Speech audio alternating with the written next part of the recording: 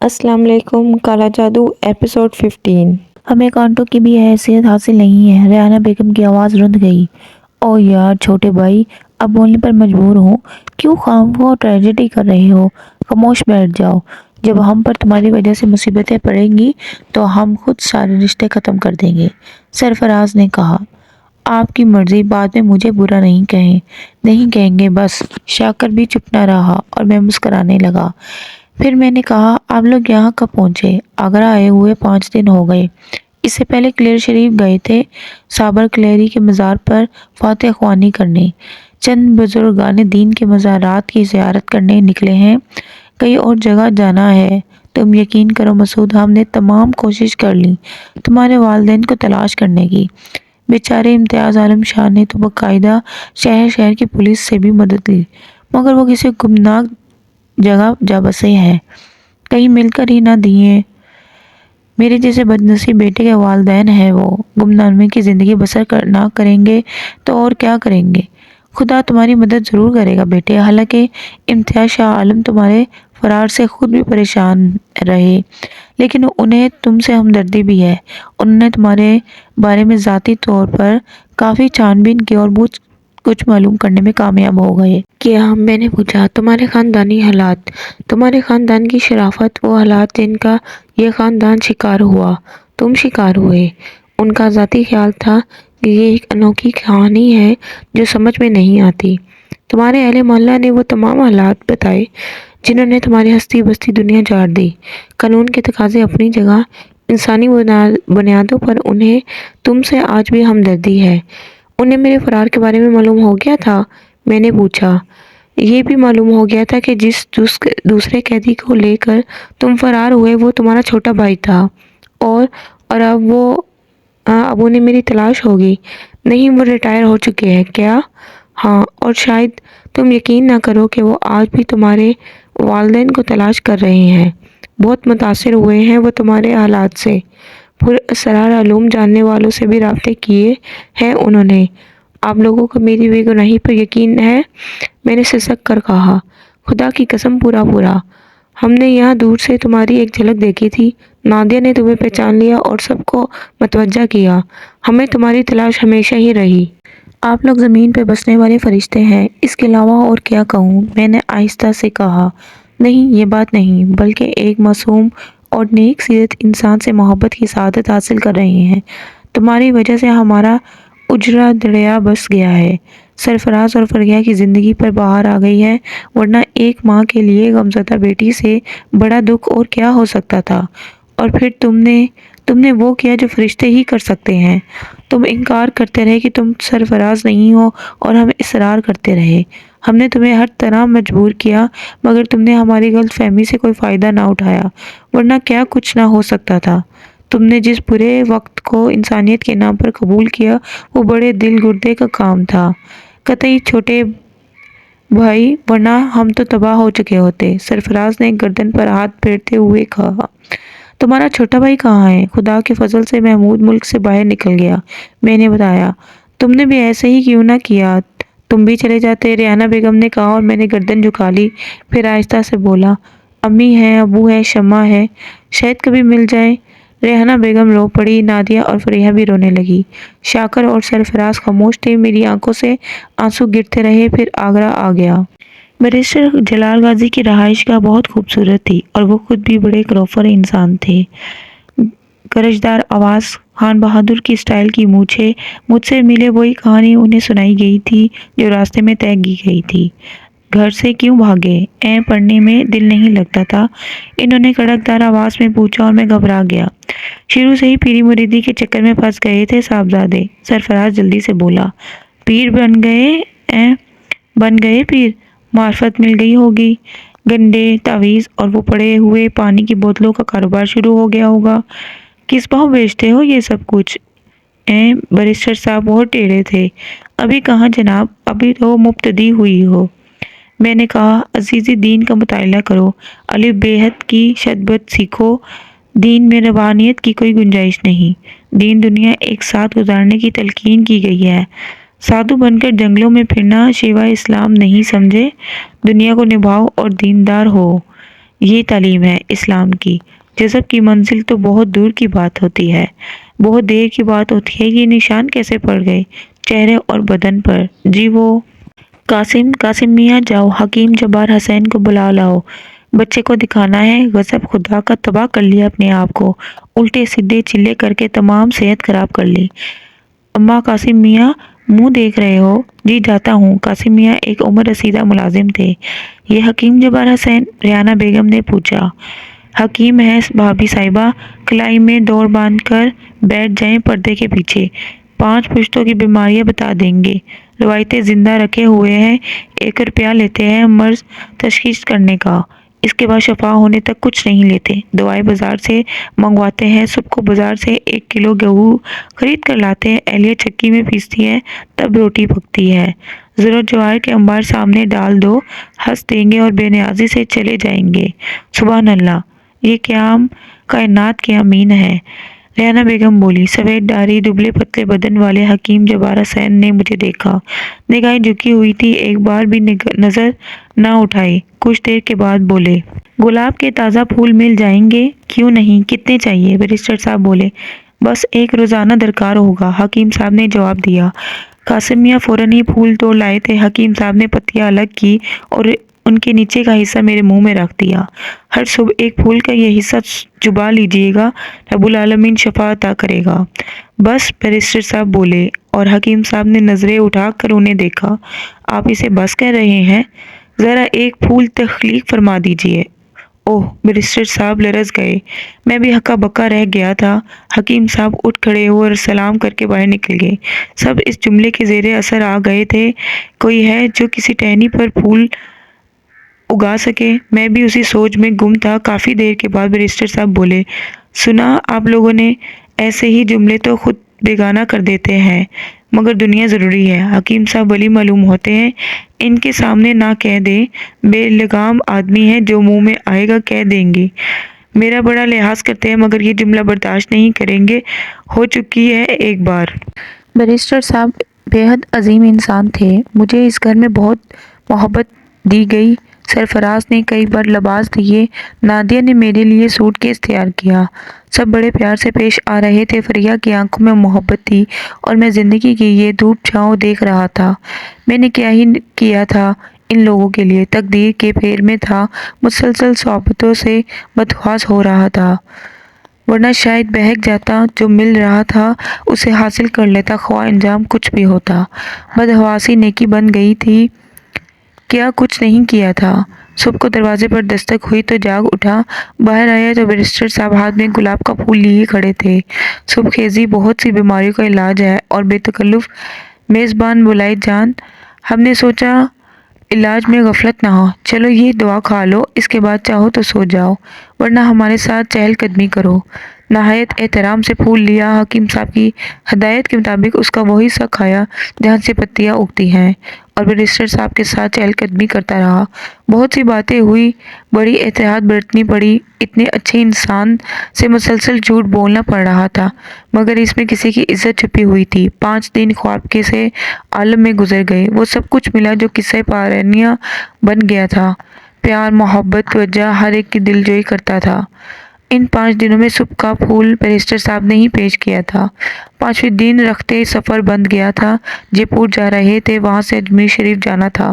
Barrister صاحب کے پورے خاندان نے اسٹیشن پر رخصت کیا۔ یادوں کا، احسانات کا ایک بوجھ تھا، ایک انبار تھا، کسی نے کمی نہیں کی تھی۔ سندر لال نے بھی محبت دی تھی، چاچا مامدین نے بھی، اور پھر یہ لوگ۔ جے پور سے اجمیر شریف چلیں گے، دربار خواجہ میں حاضری دے کر دہلی کا سفر کیا جائے گا۔ سلطان دہلی خواجہ نظام الدین اولیاء اور ان کے چہیتے امیر خسرو کے مزار پر حاضری دے کر گھر واپس چلیں گے۔ اس لیے بتا رہی ہوں کہ تم یہ نہ سوچو کہ تمہیں کچھ نہیں بتایا جاتا۔ ریحانہ بیگم نے کہا۔ میرے چہرے کے تاثرات تبدیلی ہوئی تو نادیہ بول پڑی، اب یہ کہیں گے ان پر بڑے احسانات ہو رہے ہیں۔ نہیں، میں یہ نہیں کہوں گا نادیہ صاحبہ، میرے الفاظ میں مجھے خود شرمسار کر دیتے ہیں، خدا کا شکر ہے۔ ویسے امی، آپ ان کے یہ نشانات دیکھ رہی ہیں؟ نادیہ بولی۔ ٹوکتے نہیں بیٹی، اللہ کا کرم ہے۔ ان تمام پاک بزرگ کے مزارات پر فاتح خوانی کرنے کے بعد ان کے وسیلے سے اللہ سے دعا مانگنا مسعود میاں کہ تمہاری مشکل ٹلے۔ اللہ تمہیں کالے جادو کے اثر سے نکالے، تمہارے والدین، بہن بھائی کو ہر آفت سے محفوظ رکھے اور تمہیں ان سے ملائے۔ ہم سب بھی تمہارے لیے دعا کریں گے۔ ریحانہ بیگم نے کہا، آپ کو یہ علم ہے چچی جان؟ کیا آپ نے کالے جادو کا تذکرہ کیا ہے؟ اس سے تم یہ اندازہ لگا لو کہ ہم نے تمہیں کتنا یاد کیا ہے۔ خدا خوش رکھے امتیاز شاہ عالم کو، انہوں نے تو تمہارے لیے بڑی جان فشانی کی ہے، اتنے بڑے افسر رہے ہیں، کہتے تھے زندگی میں کبھی ایسے واقعات سے سابقہ نہیں پڑا، لیکن مسعود کے بارے میں جتنی تفتیش کی ہے اس نے دماغ ہلا کر رکھ دیا ہے۔ نہ جانے کس کس سے ملے ہیں، اس سلسلے میں تصدیق کرتے بھی رہے ہیں کہ کالا جادو کیا ہوتا ہے۔ آخر میں تصحیح کرتے ہوئے کہا، الروائے خبیثہ کا وجود ثابت ہے اور علوم خبیثہ کا وجود ملتا ہے۔ اس شخص کے بارے میں جتنی چھان بین کی، اسے یہی اندازہ ہوا کہ وہ ایک جال میں جکڑا گیا ہے اور جو کچھ اس سے منسوب ہے اس میں اس کا اپنا عمل شامل نہیں ہے۔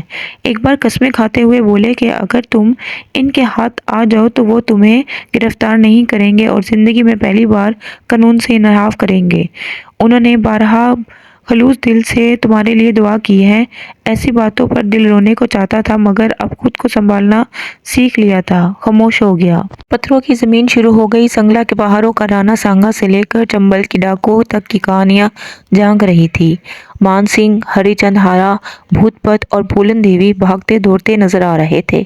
پھر جے پور آ گیا۔ راجاؤں کے شہر کی شان ہی نرالی تھی۔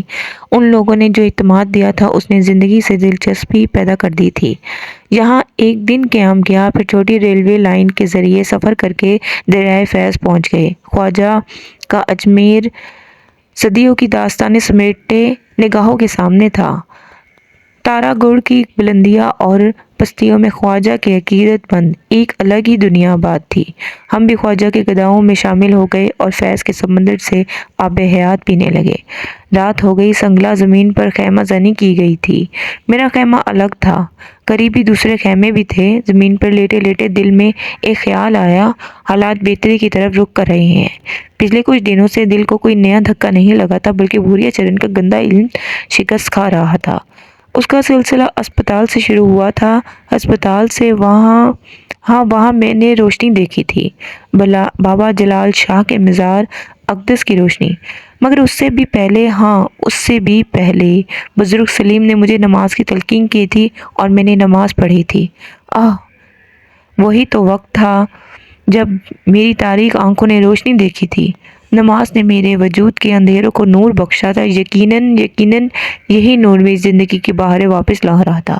کورس کے مرض سے نجات ملی تھی، اس اذیت ناک بھوک سے نجات ملی تھی، اور پھر اس وقت سے مسلسل بھوریا چرن ناکام ہو رہا تھا۔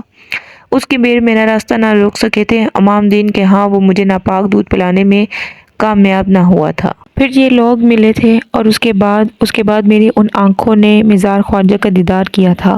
کچھ سنوائی ہوئی ہے کیا؟ دل کچھ اس طرح خوشی سے بے قابو ہوا کہ خیمے سے باہر نکل آیا۔ رات بکھری ہوئی تھی، بہت دور مزار اقدس روشنیوں سے جگمگا رہا تھا۔ قوالیوں کی تانیں ابھر رہی تھی اور کچھ فاصلے پر کوئی شے متحرک تھی۔ غاؤں غاؤں کی ایک آواز سی ابھر رہی تھی۔ فضا میں ایک عجیب سی بو پھیلی ہوئی تھی۔ میرے بدن میں سنسنی سی پھیل گئی، سردی سی لگنے لگی۔ یہ کیا ہے؟ دل میں نہ جانے کیا کیا خیالات آنے لگے۔ بھوریا چرن کے خوف سے خود کو آزاد نہیں کر سکا تھا، مگر اس ناپاک سادھو کا کیا مجال کہ اس پاک جگہ قدم رکھے؟ یہ کچھ اور ہے، مگر کیا؟ دل میں شدید تجسس جاگ اٹھا۔ وہ بدبو فضا میں پھیلی ہوئی تھی، اب سمجھ میں آنے لگی تھی۔ یہ سڑے گلے پھلوں کی بدبو تھی۔ دن میں اس جگہ پھل فروش ٹھیلے لگائے ہوئے تھے، گلے ہوئے پھل وہ یہیں پھینک گئے تھے۔ یہ بو انہی میں سے اٹھ رہی تھی، اور وہ متحرک شے ممکن ہے کوئی چھپایا ہو جو اس وقت یہ پھل کھا رہا ہو۔ میرے ذہن میں یہ معمہ اس طرح حل کر لیا۔ ممکن تھا اس طرف لاپرواہ ہو جاتا، لیکن ذہن تحقیق کا عادی ہو گیا تھا۔ سوچا قریب جا کے دیکھوں، اور قدم آگے بڑھ گئے۔ میرے خیال کی تصدیق ہو گئی۔ بو پھلوں کے اسی ڈھیر سے آ رہی تھی، مگر وہاں کوئی چھپایا نہیں تھا، بلکہ وہ کوئی انسان تھا جو یہ گلے ہوئے پھل کھا رہا تھا۔ شاید کوئی بھوکا فقیر تھا۔ ممکن ہے خواجہ کے لنگر سے محروم رہ گیا ہو۔ قریب جا کر اسے دیکھا۔ اس کے بدن پر چیتھڑے جھول رہے تھے، بال اور داڑھی مٹی سے اٹے ہوئے تھے، چہرہ عجیب سا تھا، بڑے انہماک سے پھل کھا رہا تھا۔ مجھے دیکھ کر اس نے پاس رکھی ہوئی چھڑی اٹھائی اور اسے بلند کر کے بولا، ہوش ہوش بھاگ بھاگ میں ٹھٹک کر رک گیا۔ کوئی مجذوب تھا۔ خواجہ کے مقدس مزار کے احاطے میں نے بے شمار قلندر، ملنگ اور مجذوب دیکھے تھے جو ہو حق کے نعرے لگاتے رہتے تھے۔ انہی میں سے کوئی تھا۔ دلچسپی پیدا ہو گئی، دل خوش تھا، دل لگی سوجی۔ میں اس سے کچھ فاصلے پر بیٹھ گیا۔ بھاگ بھاگ گندگی کرے گا۔ مجذوب نے پھر لکڑی اٹھا کر کہا، میں بھی پھل کھانا چاہتا ہوں۔ میں نے کہا، چھونا مت ورنہ لکڑی سے ماروں گا۔ مجھے بھی کچھ پھل دے دو۔ میں نے عاجزی سے کہا، منع کر رہا ہوں، بھاگ جا۔ پھل کھائے گا، گندا غلیظ کہیں گا۔ اتنا نہیں جانتا، پہلے پھل چکھنا پڑتا ہے پھر کھایا جاتا ہے۔ جا بھاگ۔ ہوش ہوش وہ ایک سڑی ہوئی نارنگی اٹھا کر کھانے لگا۔ میں پھل چکھنا چاہتا ہوں، میں نے کہا اور وہ گردن جھکائے جھکائے ہنس پڑا۔ بار بار ہنستا رہا، پھر بے تحاشا ہنسنے لگا۔ پھر بولا، چکھ تو رہا ہے، جو کرتا رہا ہے اس کا پھل چکھتا تو رہا ہے، اور چکھے گا، ابھی اور چکھے گا۔ میں دنگ رہ گیا۔ کیا رمز تھا اس کے جملے میں؟ دل میں عقیدت پیدا ہو گئی۔ میں نے عاجزی سے کہا، بہت پھل چکھ چکا ہوں، اب کھانا چاہتا ہوں۔ ایسے ہی کھانا چاہتا ہے؟ پہلے بیج بو، پودا لگا، پھر اسے پروان چڑھا، جب وہ پھل دے تو پھر پھل کھا۔ بھاگتا ہے یا ماروں پتھر؟ مجذوب غصے سے کھڑا ہو گیا۔ اس نے پاس پڑا پتھر اٹھا لیا تھا۔ مجھ پر رحم کر دو، مجھے پھل دے دو۔ میں نے عاجزی سے کہا، مار رہا ہے، دیکھو یہ مجھے مار رہا ہے۔ میں بھی ماروں گا، پھر نہ کہنا۔ اس نے پیچھے رک کر کے کہا، پھر جیسے کوئی آواز سن کر بولا، بھگا دوں؟ بھگاتا ہوں۔ اس نے پتھر مجھ پر کھینچ مارا۔ نشانہ سر تھا۔ میں بے اختیار جھک گیا اور پتھر میرے اوپر سے نکل گیا۔ غیروں سے رحم مانگتا ہے، بھاگ یہاں سے بھاگ۔ اس نے دوسرا پتھر اٹھا لیا اور یہ پتھر میری کمر میں لگا۔ اس کے بعد مجذوب نے مجھ پر پتھروں کی بارش کر دی۔ بے شمار چوٹیں لگی تھی، بھاگنا پڑا۔ وہ میرے پیچھے آ رہا تھا اور پتھر اٹھا اٹھا کر مار رہا تھا۔ سر بچا ہوا تھا ورنہ اٹھنا مشکل ہو جاتا، مگر اب بدحواسی طاری ہو گئی تھی۔ مجذوب میرے پیچھے دوڑ رہا تھا۔ وہ منہ سے ایسی آوازیں نکالتا جا رہا تھا جیسے کسی کتے کو بھگا رہا ہو۔ بہت دور نکل آیا، ساری روشنیاں پیچھے رہ گئی۔ پھر ایک پتھریلی سی دیوار سامنے آ گئی اور میں اس کے پیچھے پہنچ گیا۔ عجیب ناگہانی پڑی تھی، خیمے دور رہ گئے تھے اور مجذوب تھا کہ پیچھا نہیں چھوڑ رہا تھا۔ میں بری طرح تھک گیا تھا۔ اتنا فیصلہ طے کیا تھا کہ بیان نہیں کر سکتا۔ یقین تھا کہ وہ ادھر بھی آ جائے گا، مگر وہ نہ آیا۔ دیر تک انتظار کرنے کے بعد میں نے اپنی جگہ چھوڑ دی، جھانک کر ٹیلے کے دوسری طرف دیکھا۔ وہ شاید واپس چلا گیا تھا۔ طاہت نے کہا، کوئی نہیں تھا۔ سانس بحال ہونے لگی تھی۔ مزید کچھ دیر انتظار کیا اور اس کے بعد وہاں سے نکل آیا۔ پتہ نہیں اس بھاگ دوڑ میں کتنا فاصلہ طے ہو گیا تھا۔ مجذوب کی باتیں دل کو عجیب سے متاثر کر رہی تھی۔ ذرا سا غم کا احساس بھی تھا۔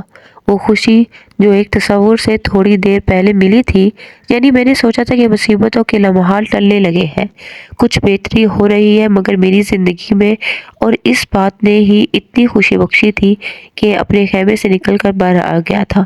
مجذوب کے الفاظ بڑی گہرائیوں کے حامل تھے۔ اس نے کہا تھا کہ پہلے پھل چکھا جاتا ہے، اس کے بعد کھایا جاتا ہے، اور اس کی تفصیل میری نگاہوں کے سامنے تھی۔ برائیوں کا پھل واقعی چکھا جاتا ہے اور نیکیاں جب پھل دیتی ہے تب وہ پھل کھایا جاتا ہے۔ کون سی نیکیاں کر لی تھی میں نے؟ بس برائیوں کے راستے پر نکلا تھا اور غلاستوں میں ڈوبتا چلا گیا۔ اب تو ہر چیز نگاہوں کے سامنے تھی، کوئی بات پوشیدہ نہیں رہی تھی۔ بوریا چرن بھی اپنے ہی جال میں جکڑ گیا تھا۔ غالباً اس کے کالے جادو کا یہ بھی ایک حصہ تھا کہ اس وقت جو کوئی بھی اس کے سامنے آئے اور اپنی غرض کا اظہار کرے تو وہ اپنی غرض کا تبادلہ کرے، اور یہ بد نصیبی ہی میری تقدیر میں لکھی ہوئی تھی۔ نہ جانے اب اور کتنے پھل چکھنے پڑیں گے۔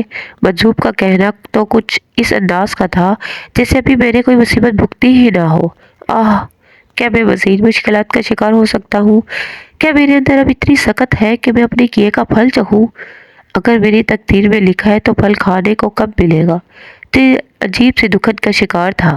بہرحال ان بیچاروں تک پہنچنا تو بے حد ضروری تھا جو مجھے اپنی محبت کے سہارے یہاں تک لے آئے تھے اور اس کے بعد مزید کہیں اور جانے کا ارادہ رکھتے تھے۔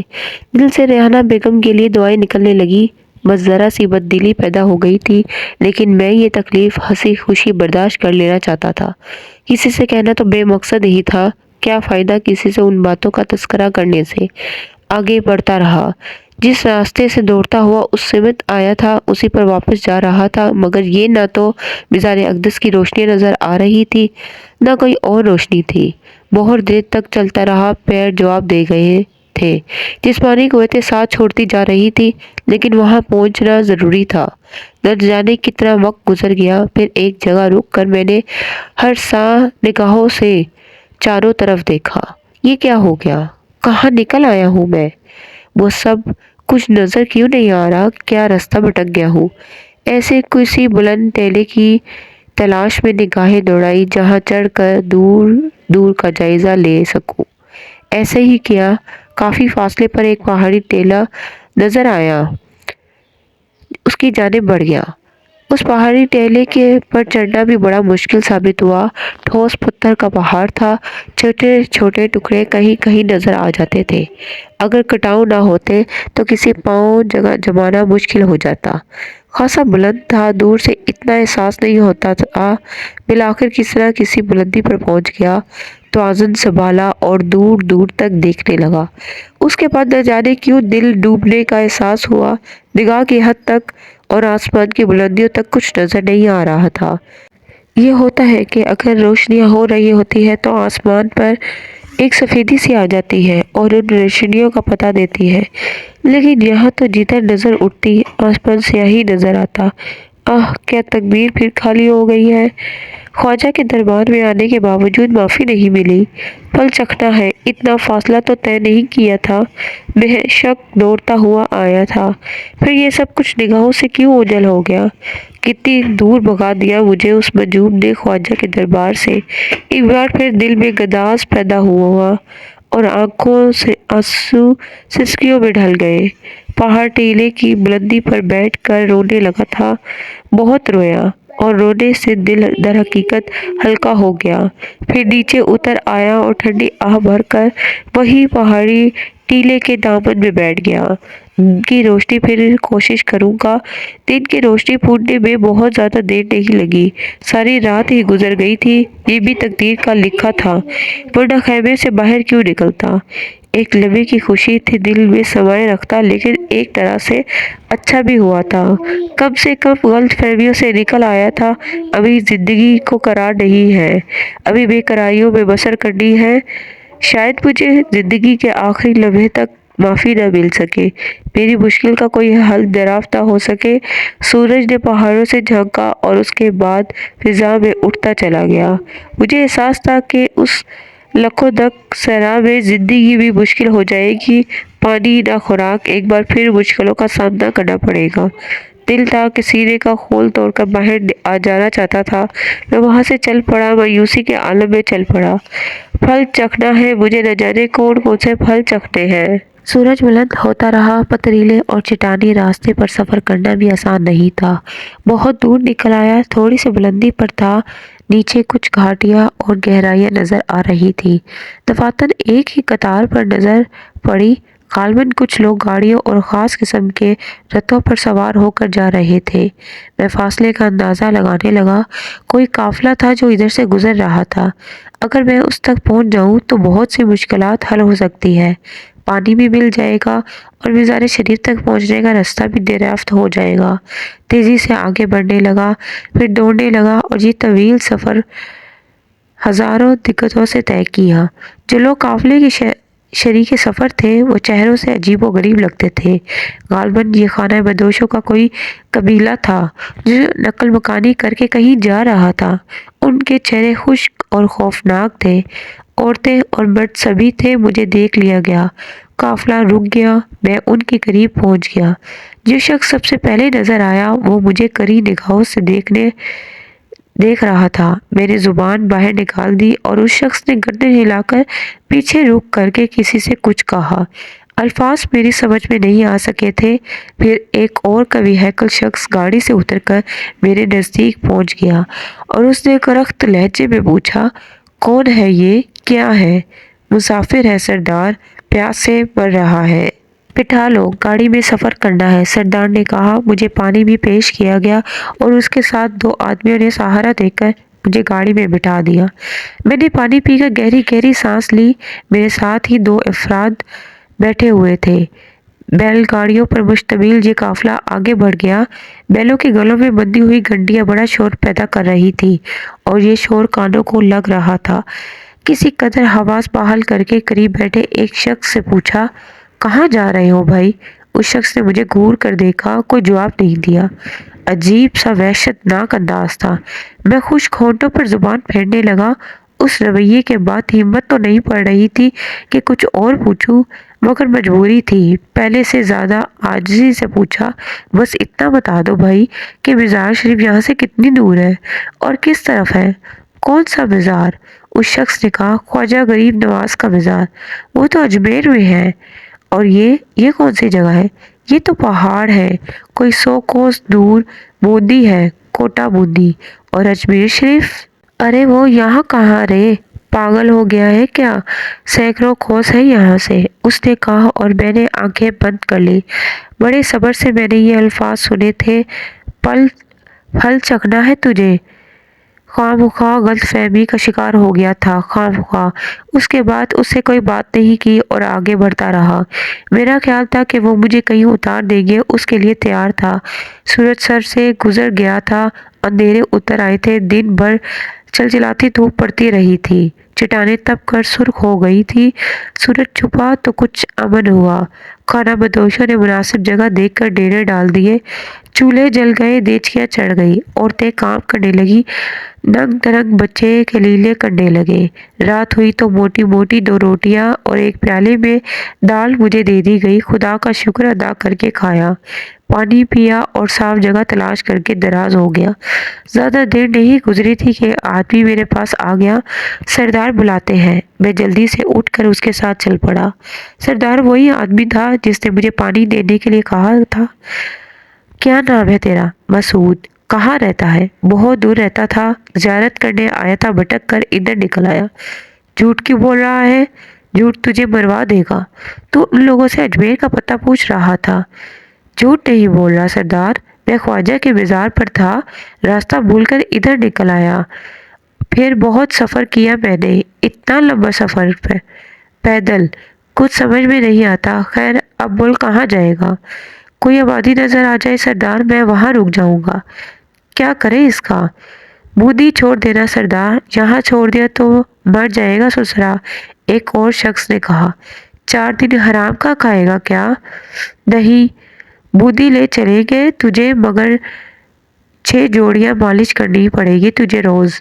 3 वक्त की रोटी और पानी मिलेगा। जो हुक्म सरदार, मैंने कहा। अठाई गिरेगी तो दोनों टांगे तोड़कर किसी घाटी में फेंक देंगे, समझा? सरदार आंखें निकाल कर बोला, जा सो जा। वो बोला और मैं गर्दन झुकाकर आगे बढ़ गया।